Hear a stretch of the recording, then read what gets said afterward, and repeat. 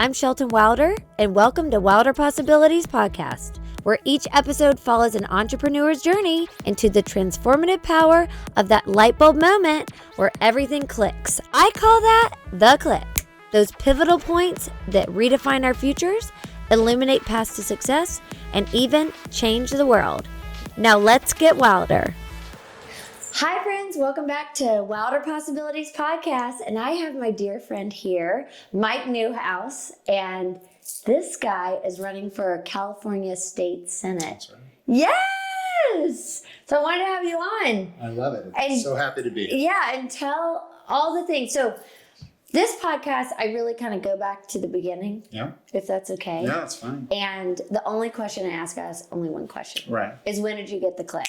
When did I get the click? So you probably had multiple clicks though over your life. I had multiple clicks. Yeah, because you'll have to gear up to the click of thinking, oh, we're going to run for Senate. So, but start from the beginning. You know how to do this. Well, yeah. I mean, so there's a couple of different clicks. I mean, is the click public service? Is the click sort of starting a business, or is the click running for Senate? Where do you want me to start? The click is like starting with the business, and I know you're an attorney, and like how all that kind of came together. Yeah. It's kind of an entrepreneurial podcast, but now like switching into that public service is pretty big deal. Well, I think they go hand in hand. Mm-hmm. I mean, the click in terms of business and being an entrepreneur, which relates so closely to why I'm running for Senate. Oh, I want to know. So okay, good. We can start there. Great. Which is, I was maybe 8 or 9 years into my practice. Okay. And was working in a small firm with a partner I had worked for, sort of a mentor partner at a larger firm I was at a few years earlier. And, the firm sort of had hit hard times in terms of how difficult it is to just run a small business in California is really what it was. It was sort of employment issues, and not hard times in terms of the firm wasn't doing well, but hard times in terms of keeping employees on. And so, my boss sort of said, look, we've got some hard choices to make here. What are we going to do? I know you need to make a certain amount of money. I can't really afford to pay it anymore. Okay, got it. Let me know what you want to do. And it's an interesting sort of experience to go through when, at the time my son was 2, my oldest son. Oh, wow. And, you're starting a family, that income's important, having a job is important. Mm-hmm. And I was sort of at this crossroads, like, what do I do about this? And I thought about it for a few days, talked to my wife, and... Well, I like that he just came to you and was honest. We're still very, very You know what I mean? I really appreciate that. Yeah, no, Grant's amazing. We're still very close friends. We love that. Referred each other business back and forth over the years. That's great. And he was really helpful in what I ultimately did, which is after a couple of days of thinking about it and talking to my wife, to me, the instinct was, I'm going to start my own firm. Okay. I've been doing this for 8 years. I know what I'm doing. I have a handful of my own clients, and I bet you I can make a go out of this. And what kind of law? Really, my firm now, we are very, very broad-based. We do kind of everything, I should say, with 8 attorneys. You're like Clark. Yeah, devil, or, Hey, look, you're an entrepreneur. You own a small business. Yes. You don't want to say no to good work. Yes, and if you and good clients too. And good clients. But I have my very heavy specialty is real estate, land use and planning, entitlement work. Represent a lot of builders, developers, tradespeople, that kind of thing. But in terms of that decision, it made sense to me to go out and start a small business, right? And my former mentor boss was very helpful, sort of helping me get going with some office space, all these kind of things. I had some help, but what I immediately realized is how difficult it is to start a small business in California. Oh, they don't make it easy. You know it as well as I do. We know. Nobody is in Sacramento sort of saying, all right, how do we encourage people, incentivize people, make it less scary? Because let's be honest, for most people, it's scary to go start your own business. Oh, and if you watch any Instagram thing, it flies around all the time. Like, it's some crazy huge percentage, like 85% of small businesses that start fail within 2 years or so. And you're just like, oh, cool. I had 2 fail. Yeah. So it's just, I get it. Yeah. So there's sort of no help there. And there's not a lot of help to keep you open either. Once you get your small business started, it's just a constant sort of web of whether it's regulations or costs or taxes or whatever it might be. They'll send you just like the randomest tax bill too. You're like, what was that? Where did that come from? Random. And it's like, one of these sort of, things that matter to me most about why I'm running is that perspective I have on small business. And look, at the end of the day, whether it's the city, whether it's the state, whether it's nationally, and I would suspect in the entire world, 85% of businesses out there are quote unquote small businesses. Most people are not employed by a big, huge corporation, right? So if you really want to employ people, give people a job, cure unemployment, you've got to build as many small businesses as possible so they can employ people. Right. And we just don't do a good job of it here in California. Because it's just they really scare you. Well, and think about who mostly runs for office or is in office. I don't know the percentage, but I can guarantee you it's very low of our current state legislators, the 120 of them. I would bet it's 10 or 15% that have ever owned a small business. Right. And it's not the emphasis. It's not what people think about. Why aren't we thinking about, okay, if you start a business, you're not going to pay, taxes on your receipts for a year, 2 years, 3 years, right? That's going to really incentivize somebody. If your receipts end up going through the roof on year one, you hit a certain threshold, okay, fine. You can maybe afford to pay taxes. Yeah. But even if we're giving somebody no taxes for a year, 2 years, 3 years, 4 years, 5 years. Incentivize. And that business is going to last for 20 years, hopefully, because it has a strong foundation. And the state's going to get that taxation from it anyway, and everybody wins. Jobs are going to be created. People are paying taxes on, their wages, et cetera. So the point is not that, you're gutting a tax basis for a state.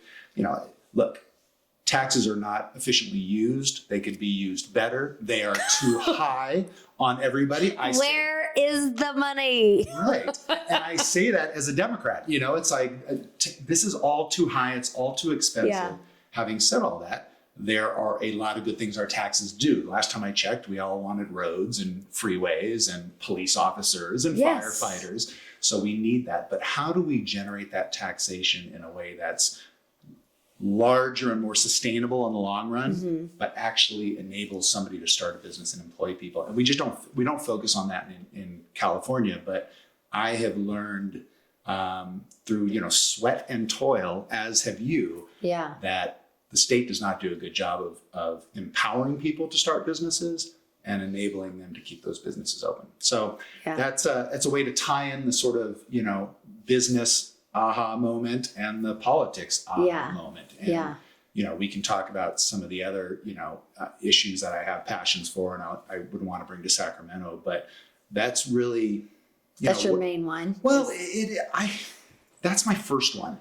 Yeah. I don't know about Maine, because you have to be able to walk and chew gum, right? And we can talk about some of those other co-Maine issues. Yeah. But if you don't start with the idea that this state is too expensive, most people have trouble paying their rent or their mortgage. It's not, the standard recommended, no more than a third of your income should go to your housing cost, your rent or your mortgage. No. Most people are in a 50, 60, 70% of their monthly income to just keep the roof over their head and the lights on. And it's not sustainable. So, this gets to the sort of next issue, which I think goes hand in hand, which is we have to build housing. You're in real estate, you sell homes, right? I'm an attorney who represents people that are in real estate, developers, builders. Funny enough, a little known fact, I actually own a real estate brokerage. And I am a real estate broker. Oh, I did not know that. Well, it's so easy to do, because Clark did it for a few years too. It's like, because if you're an attorney, you especially in the old days. From what I understand, you can't do that now. Oh, okay. He did like 2008, he told me. Exactly. It was like so easy. That's when I did it too. And it was, if you were a lawyer, you just had to pass the test. Yeah, that's what he did. Yeah. I believe that they've changed that. But in any event, the point being is that I sort of see it from all these angles. And if we don't aggressively build housing and add housing stock, there's no way to get that median price down for people renting, a place or paying a mortgage.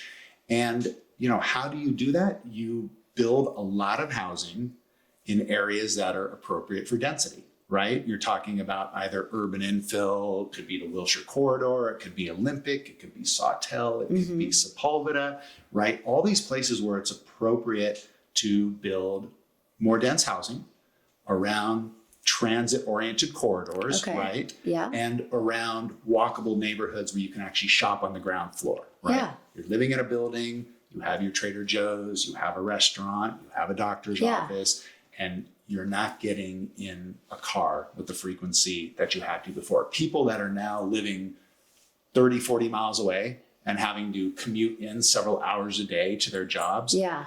A lot of those people would actually be able to maybe live by where they work. What does that do? Well, quality of life. I'm not sitting in a car for 2 hours a day. Oh my gosh. Yeah. Right? Maybe I can exercise, you know, maybe I can see my children more. Maybe I can see my spouse more, have some free time, and think about all the cars you get off the road, right? Yeah. I mean, climate change is a real thing. Global warming is a real thing. Oh, yeah. Probably the number one cause at the end of the day, certainly the number one everyday cause is pollutants coming out of cars, right? If we can cut down even a quarter of the cars on the road, A, we wouldn't have as bad a traffic as we do. But B, we'd actually be polluting the environment a lot less. So really what I'm getting at the end of the day is we can solve so many of our ills. Affordability of housing, availability of jobs, helping the environment by making it easy to open a business and making it easier and cutting red tape to be able to build housing and to create affordability through market rates, just through supply and demand, right? Yeah. Not a government mandated program, not some sort of regulation you have to go through. Oh my gosh, no. But just making it easy for people, most of whom are small builders, small developers, to actually build a project and actually get it through the Well, that's the thing. Would you be able to help with this, like ULA or any, I mean, is that part of things that you could help with? Because I know that they're discussing it should just be taken away right away. I mean, just immediately. I mean, should have never been. I mean, it's just, it hurt so much. It just took away billions of dollars. Right. I mean, just because people said, forget it. It's not going to sell. Just not going to sell. And they didn't sell. And it just, it just caused so much damage. So, I mean, are they going to, like, do you have any intel on that? Are they going to do that now or? Well, there's obviously a movement to reverse the ULA, obviously. Yes. I mean, it got on the ballot. Especially with the fires. Right. And I think people are really realizing. It's snuck on the ballot with this weird marketing that they did. Yeah. Well, those kinds of things, look, it's really attractive to a lot of people. And you can take advantage of a lot of people by saying, we're going to tax the rich to make your life better. But in reality, it's not what ULA did at all. It's not what it did. It's not what it did, because all you get is $5 million on a house is, I don't know what the percentage is, but that's not even a crazy house anymore, especially in Los Angeles. And to have that as a threshold, a discussion about, some very high threshold, I still am not in favor of it, to be honest with you. You have a home, you want to sell the home, you make the profit off the home. It is what it is. It's a market mechanism. Yes. But to even entertain the idea of $5 million is, it's insanity, and it works against incentivizing people, like you said, Shelton. It's like, why? I want to be able to sell my house. I want to be able to create a market. I want to be able to sell it to somebody who wants to use that, raise a family in it. Maybe I'm ready to move on with my life, move to another town. Maybe I'm retiring. But it's not worth it because I'm going to take such a hit on top of the capital gains, on top of ULA. On top of there's other taxes that are there. And then there's other ones as well, right? Let's not even get into the rest of that. You got brokerage commissions. I mean, you end up walking away with this like fraction of the actual equity you had in the home that you very well could have built over decades. Right? Oh, for sure. And then it's halted building. Like builders are like, no, can't get this. Can't make any margins off that. Right. So it was really harmful. Do you think that they're gonna? I hope so. I certainly hope so. And what I think, I can do in Sacramento is really be able to beat that drum, not only on, should we pass pass legislation that doesn't allow for that or creates exceptions to that. But also one of the things you can do in Sacramento, and this cuts both ways, right? Local control is really important for a lot of things. Yeah. The last thing I would ever advocate is taking away local control of many issues lightly.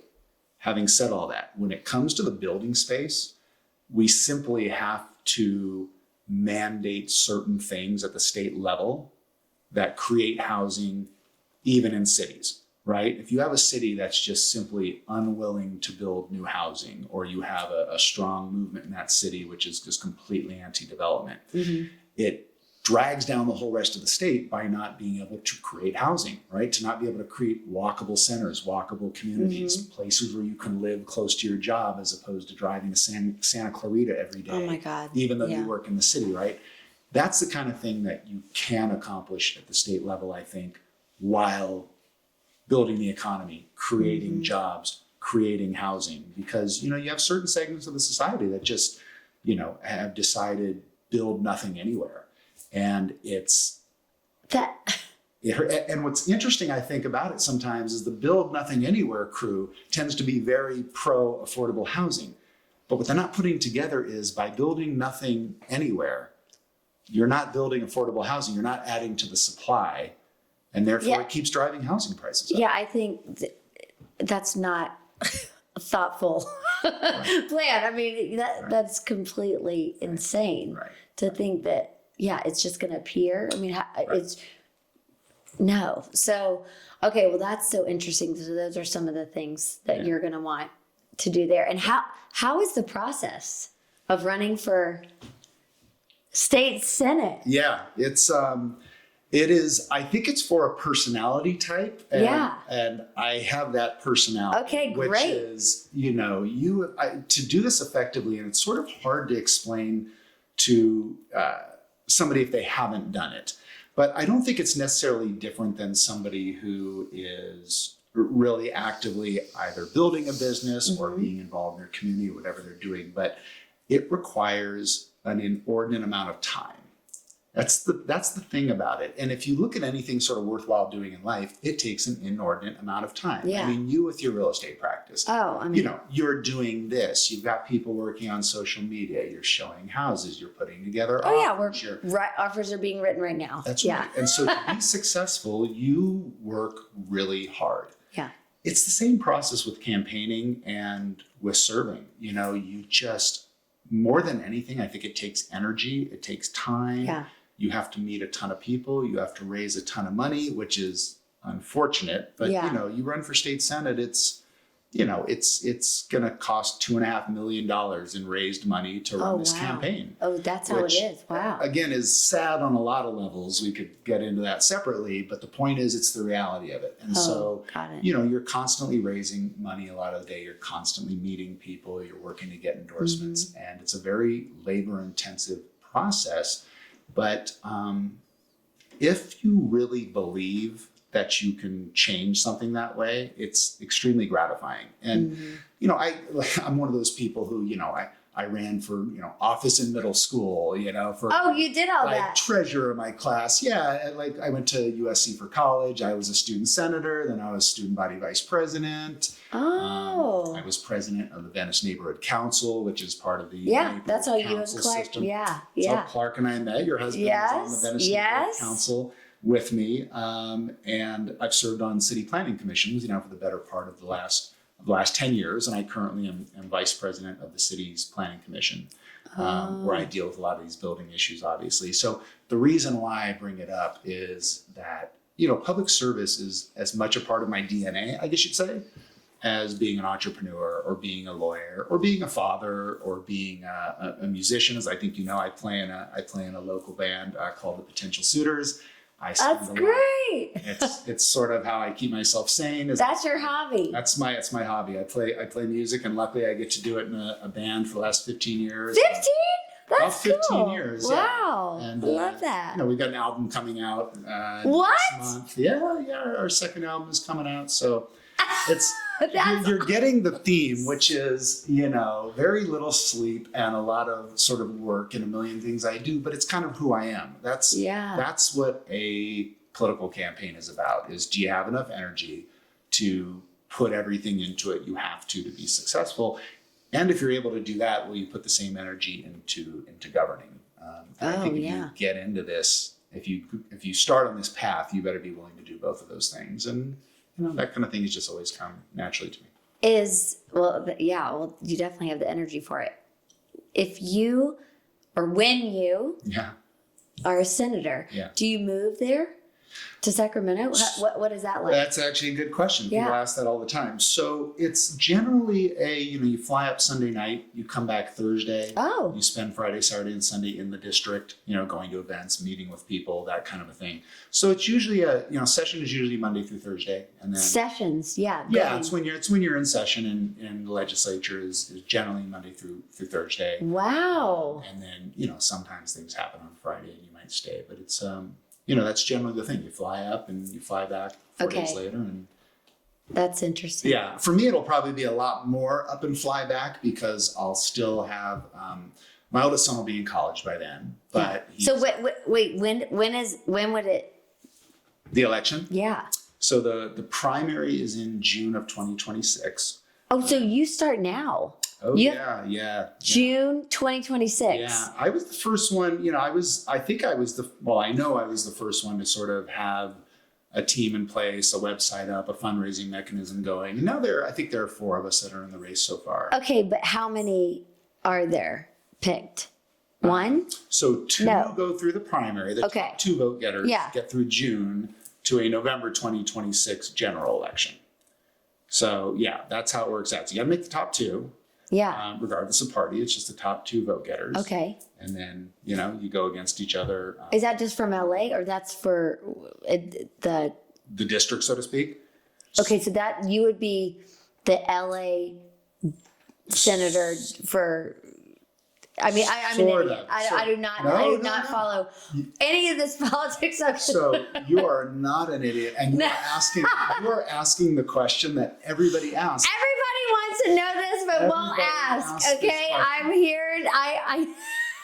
How many are there? That's my question. It's the kind of thing. So there are 40 senators in the state of California. Yeah, I knew there was a lot. There's not one. 40 senators. There's one governor. 40 senators, 80 assembly members. So there's, sort of the upper house and the lower house, if you want to call it that. It's sort of similar to the Senate and the Congress or the House of Representatives federally. So there are 80 assembly people, 40 senators.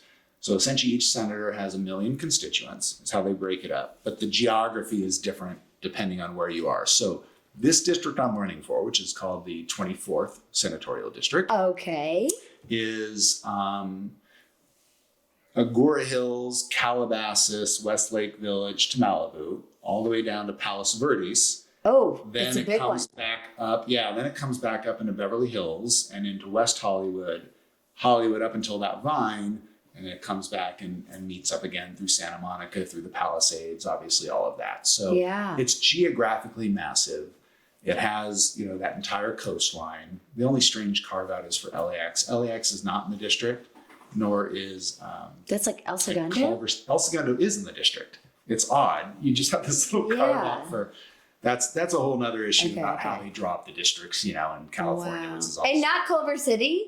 Not Culver City, not Mar Vista. It's really and not Westchester. So those are carved out. So weird. I know, it's really, really odd, but it's sort of a geographically massive district. Yeah, Obviously, no kidding. There are a lot of, it's I think 19 cities and then 24 different neighborhoods of Los Angeles. Wow. But it is a very large swath of Los Angeles, to answer your question. Yeah.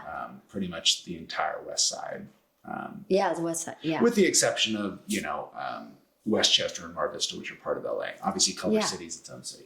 But, wow. And then how many run? It's an interesting question. So far, I believe there are 4 of us in. I would expect there'll be probably 10 or 15 people running at the end of the day. Oh my gosh. Well, it's an open seat. Our current Senator Ben Allen is termed out. You can do up to 3 4-year terms. 3? You can do up to 3 4-year terms. So his 12 years. 12 years. Okay. 26. Did he do a good job? He did do a good job. And he's doing a good job. I've known Ben for since his first run. I met Ben because a friend of mine asked me to co-host a fundraiser for him, 12 years ago at this point. And that's how I met him at the time. And we've been very friendly ever since. And I've worked with him on a lot of issues, whether it was from the Venice Neighborhood Council up through, the Planning Commission. And he's a good guy. I think he's somebody who looks at issues individually. I think that he has a common sense approach to most things. He's a great listener. That's one of the things that I think is so important in elected officials and in candidates. I think it's really hard to do your job if you're not doing more listening than talking. Yeah. There's two ears, one mouth. Well, right. 2 ears. I like that. I never thought of that before. 2 ears, one mouth. I'm going to borrow. Well, there you can have it. I think Ben has 2 ears and one mouth. That's a really good way to put it. And he's also, the thing I really love about Ben, we have so much in common with, is he's really, really excellent on the environment. And I'm a firm believer, we talked about those, it's not a choice, you can do both. And I think environment and jobs and building is a really good example of how, if we are building new energy efficient, housing, right? If we were building new energy efficient LEED certified buildings, which is pretty much what you have to do these days, right? Yes. You are replacing old, outdated, polluting, inefficient sources with these new, energy efficient, more robust, cleaner sources of building, of energy, et cetera, et cetera. And I'm a firm believer that, you can help the environment be part of the solution, build housing that people don't have to drive 20, 30, 40 miles to work. You're keeping those cars off the road. You can be a really strong environmentalist and also very strong on business and strong on building. And, Ben has been really, really great on the environment. I sort of joke, I want to be Ben Allen 2.0 on the environment, because he's just so great on it. My whole educational background was I was an environmental sciences major in college. My law degree is with an emphasis in natural resources. And I've spent 30 years trying to be, as environmentally sensitive as possible. And I practice a fair amount of environmental law in my practice. And on the Planning Commission, almost everything that comes before us deals with either, the California Environmental Quality Act or the California Coastal Act. So it's one of those issues that I have a lot of expertise in over many, many decades. And I will have the debate with anybody that protecting the environment and growing business and proper smart growth and building are actually completely synergistic. Yeah. They are not at odds with each other. And I love having that discussion with people who disagree. Disagree with that, yeah. I think we're on the better side of the argument. Mm-hmm. Oh, I love that. Okay, and then so when you were just saying that and speaking of what's happening with the Palisades. Yeah. I mean. Yeah. And the new bill, and then you said all of the red tape with that. Are you hopeful that they'll be able to not have the Coastal Commission, not have, all these long. Yeah. So, look, it was, where to start? Where to start? Let's start with this because it bears saying, which is what happened was sort of a catastrophic failure in a lot of ways of government. Okay. So, yeah. I'm not going to be one of those people that gets up there and beats a drum and just says, this was all the fault of the city, the fire department, the this, the that. No. We can get to that in a second. Certainly this was temperatures, winds. This was going to be bad no matter what. And, we need to think about fire management, where we build, global warming, changes in weather, all these things that are starting to cause more and more disasters like this every year. California burning is not a unique thing. The full-on damage that it caused is also not unique when you look at some other fires we've had recently, but the severity of it and the quickness with which it happened, was obviously tragic and horrible. And if we simply had functioning water systems, if we had a reservoir that wasn't out for repair for a year and empty, that was under repair because it had a covering, right? Which had a hole in it. And obviously it had to be fixed. Great, fine. It doesn't take a year. No, it doesn't. That's a bureaucratic nightmare. Yeah. People procrastinated, people slept on it, and there wasn't enough water available. Would everything have been avoided if there was that water availability? No. Could a lot of it have been? Almost certainly. Could most of it have been? Probably. Yeah. You didn't have firefighters have the resources they need to have. Okay. The fire department, county, and Los Angeles need so much more funding. They need so much more equipment, and they need support by not only, local officials in the county of LA and the city of LA, but at the state level to make sure that, our disaster preparedness is what it should be in the 5th largest economy in the world. This kind of thing shouldn't happen here. Yes, that's why it was just so disappointing. Well, right. And that's why we were like, we're out of here. I was like, and what do you have left over? To get to your question about, cutting red tape in order to rebuild the Palisades. Yes. I don't think we have any choice but to ease normal regulations that would govern building in the Palisades in order to get it rebuilt as soon as possible. Yes. Now, but let's be really clear about this, right? That does not mean somebody is coming in and building faulty structures or things that aren't, engineered soundly. I mean, you gotta remember, whoever's building a house doesn't want their house to fall down. A. Number two, you still need a structural engineer. You still need an architect. You still need GCs who all don't want it to fall down either. So at a certain point, we have to stop saying people can't take care of things without the government over their shoulder. It's not what we need right now. Things like, should an engineer or an architect be able to self-certify as opposed to having to have building and safety come out to check everything going on? Oh, that little box. I mean, it's like a little piece of paper. You're like, are you serious? No, and let's be honest about it. You're a structural engineer. You're licensed. You're an architect. You don't want to lose your license. Yes, you don't want the house to go to. Yeah. Are you going to do something to jeopardize, your never. real estate license? Oh my God, never. I am. Oh my gosh. I wouldn't do it as a lawyer either. It's no. like at a certain point, we have to trust professionals, especially in an emergency situation like this. Building and safety in LA is spread too thin. The planning department in LA is spread too thin.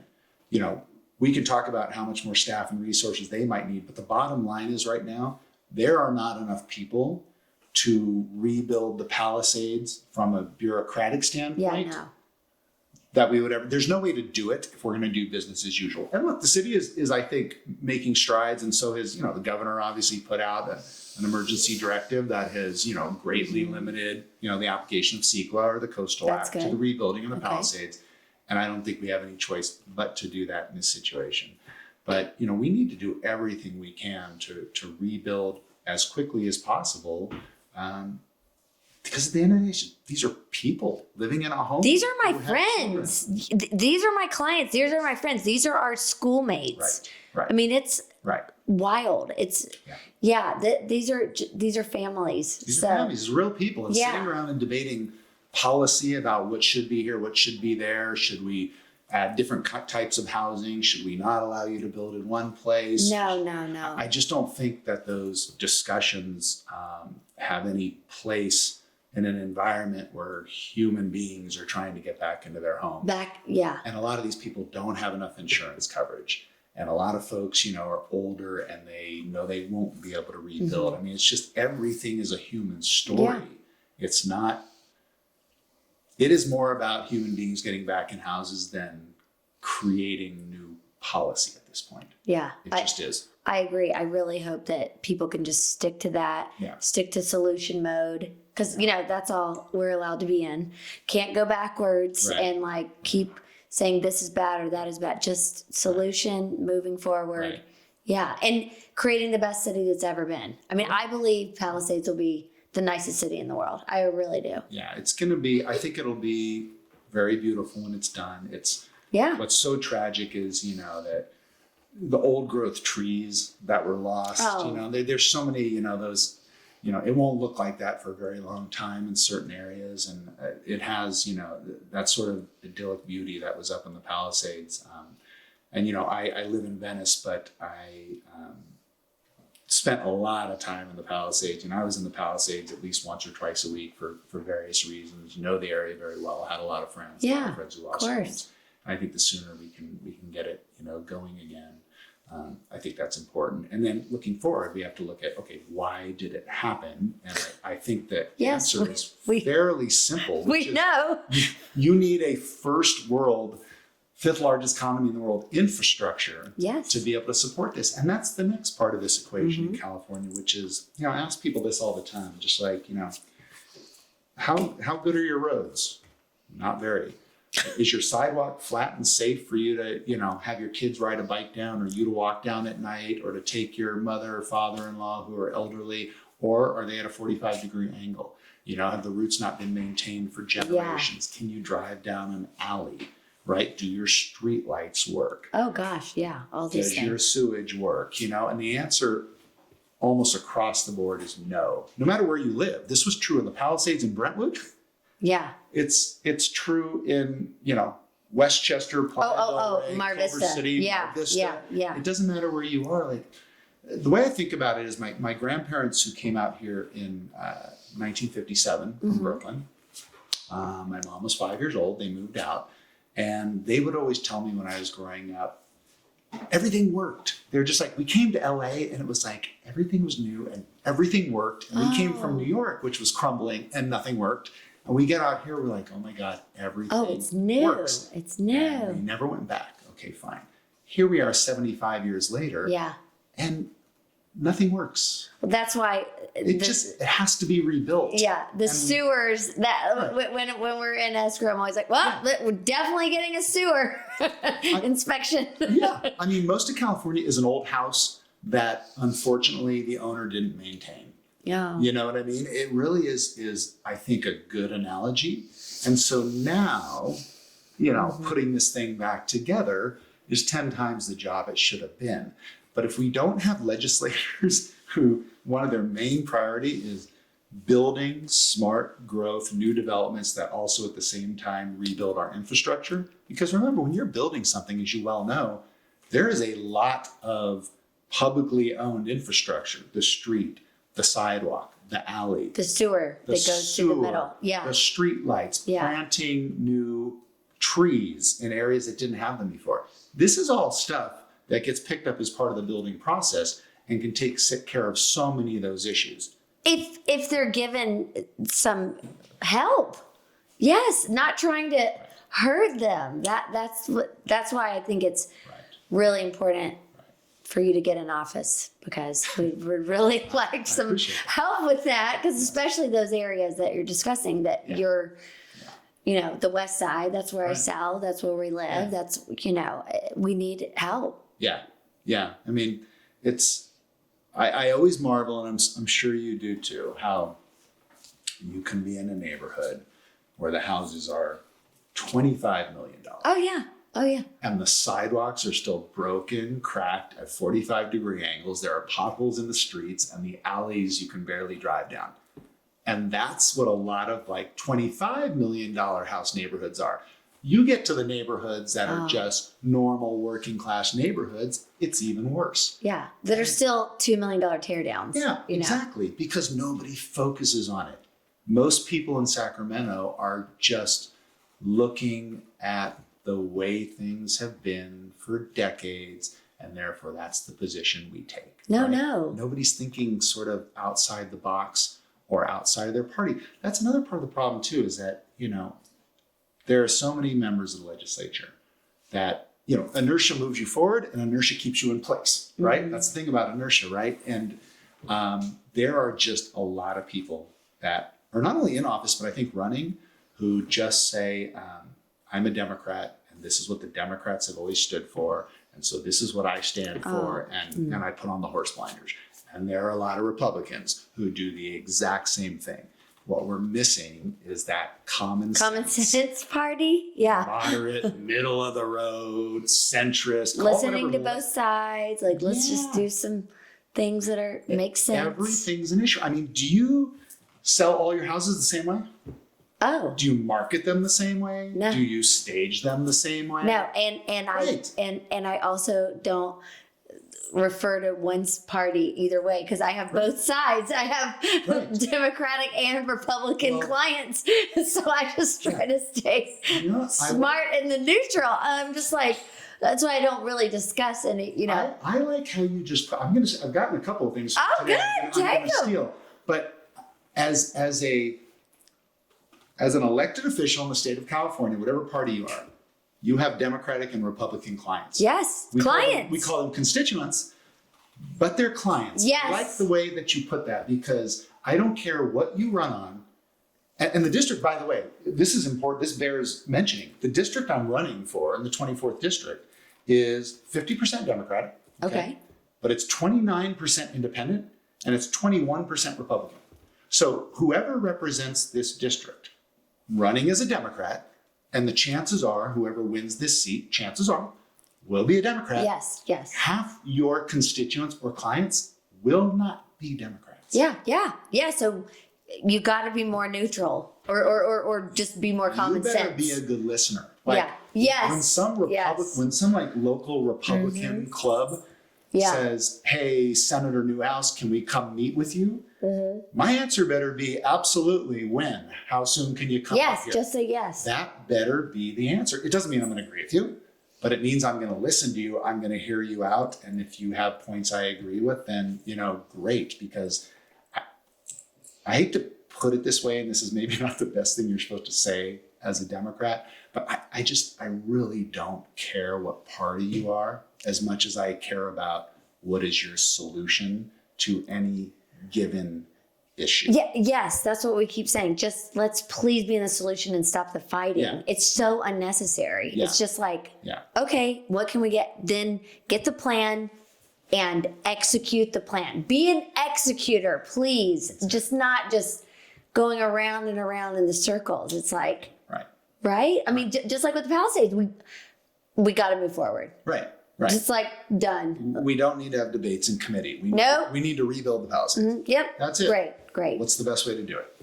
Yeah. Let's talk about that. And hurry it up. Not hurry up and wait. This is not Hollywood. I really let's and hurry it up. Yeah. So I am rooting for you. Thank you. Voting for you. Thank you. I appreciate the support. and excited for you. And I think I have a good feeling. Yeah.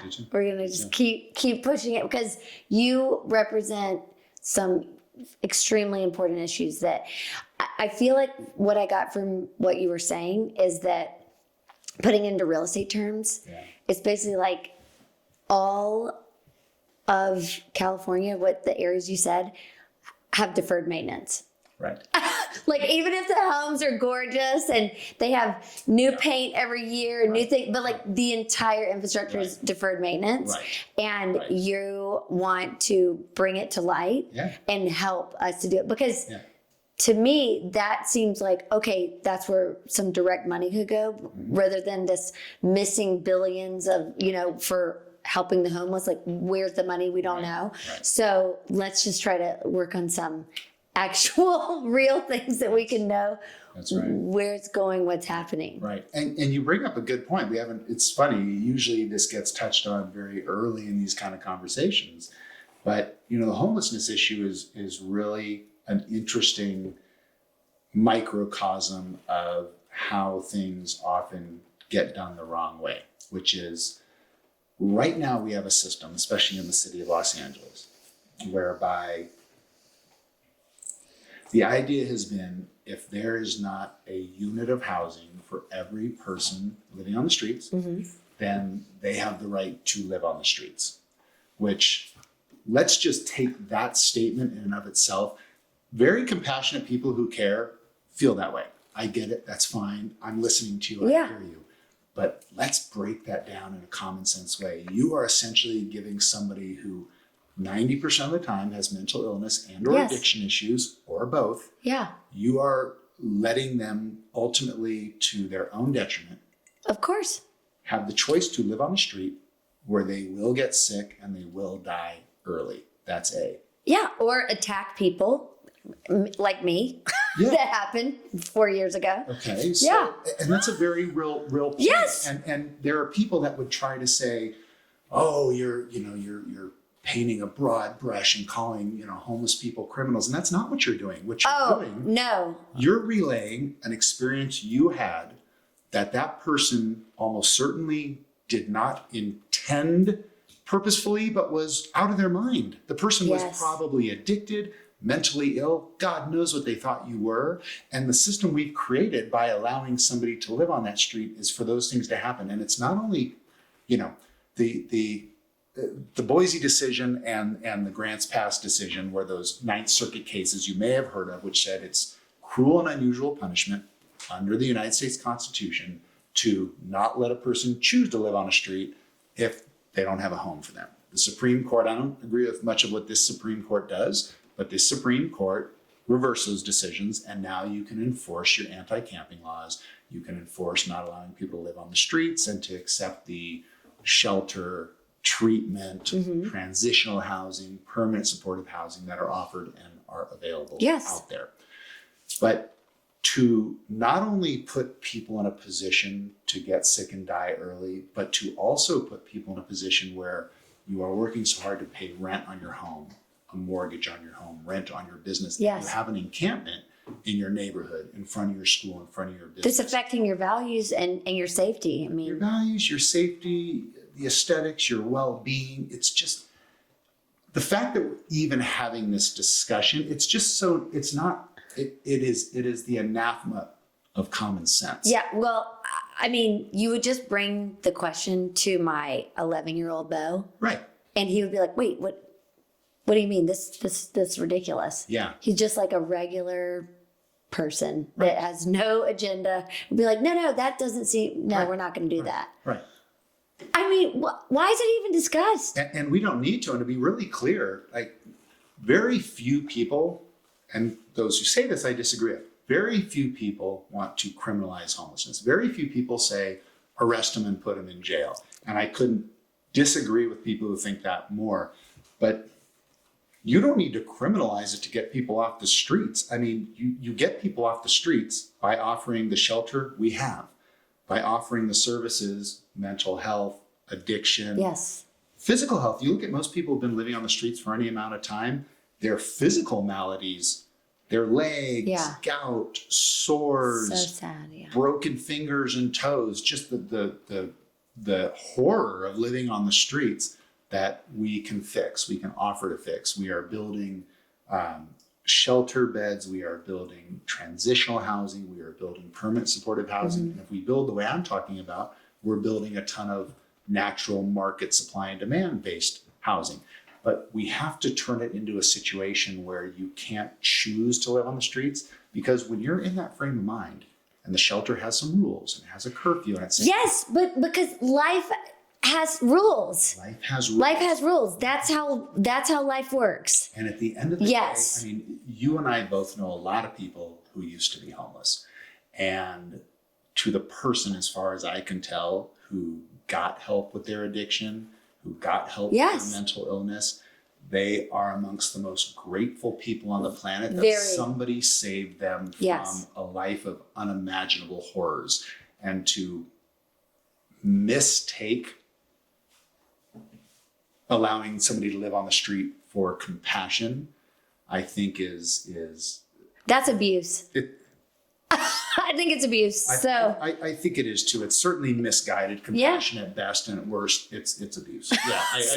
I've never heard somebody put it quite that way. I don't disagree. It's abusive because these are people that can have. You and I know a ton of people who ended up having great lives, beautiful lives, who used to be completely homeless and in living an unspeakable life, and now they have a life. Yes. And they have a marriage, and they have some children, and they have a job. Yeah. And they're healthy, and they get to live a life that never would have happened if they were just relegated to being allowed to live on the streets. Yeah. And we can tackle that in Sacramento, because once Boise and Grants Pass were reversed, it's become the policy of most cities in California, and it's become the governor's policy that we should use the freedom we now have to enforce anti-camping laws, and we should do that. The city of LA, even after those decisions, have made the decision that they are not going to utilize those tools, that they are not going to enforce anti-camping ordinances, and that they are going to continue down this path of, unless we have a housing unit for every single person on the streets. That's not possible. Well, it's a goalpost that keeps moving, because the more you sort of allow that to happen, the more poor, disenfranchised, homeless people on the streets decide, let's come to LA because at least it's tolerant, at least the weather is okay. And so we're perpetuating this illness and death. And at the same time, if you needed 2,000 units to house everybody on the street to be in compliance with the law, now you got 2,100, now you got 2,200, now you have 3,000, now you have 5,000. It's an impossible. It's never ending. You never can't ending. ever catch it. You can't catch the tiger's tail. And so I just think we need to, and we can be very strong at the state level about saying, look, you need to do these things to get people into treatment and to help them and get them off the streets, or else we will not provide funding for certain things that are very important to your city. And I don't think that's an inappropriate use of power in Sacramento. No. That can easily be abused. You don't want to turn this into a situation. We see these nightmares at the federal level, with the Trump administration saying, we're not going to give you any money unless you do things exactly the way we want you to do it. I think that's an abuse of federal power, and you don't want that same abuse of state power. But using a carrot and stick approach to saving people's lives could be helpful. I think that's appropriate. Yeah, we just need rules. I mean, rules are good. Rules are good. Rules are good. I like rules. Yeah. But, I'm excited. I think you're going to do great, going to win. And everybody, check them out. Where can everybody see you? We'll link it all. But you can go to www.newhouse4ca.com. That's the website. Got it. Check it out. It's got all the basic information you need. And, great. You can contact me through that as well. Okay, I love it. All right. Well, cheers. I'm excited. You're going to do great. Wonderful. Yay. I enjoyed being on. Yes, you too. I'm Shelton Wilder, and welcome to Wilder Possibilities Podcast, where each episode follows an entrepreneur's journey into the transformative power of that light bulb moment where everything clicks. I call that the click. Those pivotal points that redefine our futures, illuminate paths to success, and even change the world. Now let's get wilder.